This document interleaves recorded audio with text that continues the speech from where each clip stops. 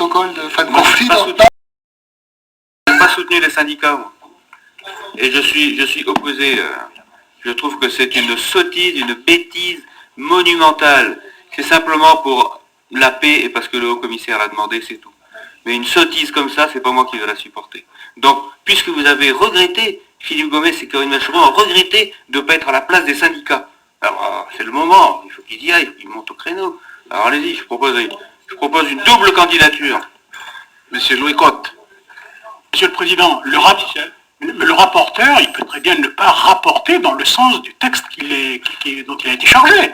Il peut très bien, dans ses conclusions, dire que le rapporteur considère que ce texte n'a pas sa place, il n'a pas le soutien. Ça peut très bien être ça. Ah mais bien sûr. Mais ça peut très bien être ça. Ça n'est pas parce que nous sommes contre le texte qu'il ne faut pas vouloir le prendre.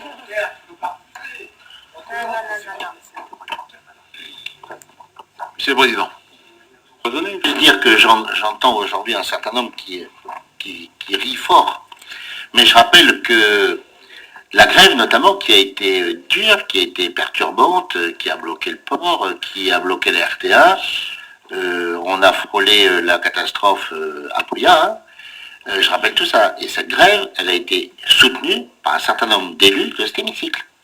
Donc il faut aujourd'hui que ces élus, ils assument leurs responsabilités. C'est pas de rire là bêtement, c'est pas ça. Il faut assumer maintenant.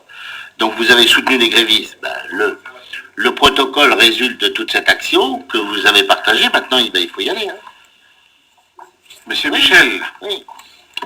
Oui, Monsieur le Président, avec tout le respect que je lui dois, moi je voudrais rappeler au Président du gouvernement que c'est lui qui a sollicité l'intervention du haut-commissaire dans cette affaire, que c'est le gouvernement qui a sollicité et conduit les discussions et les négociations pendant 2 jours au commissariat, et que c'est évidemment le gouvernement et sa majorité qui, au premier chef, ont apposé leur signature au bas de ce protocole de fin de conflit qui contient comme première mesure la mise en place d'un gel des prix.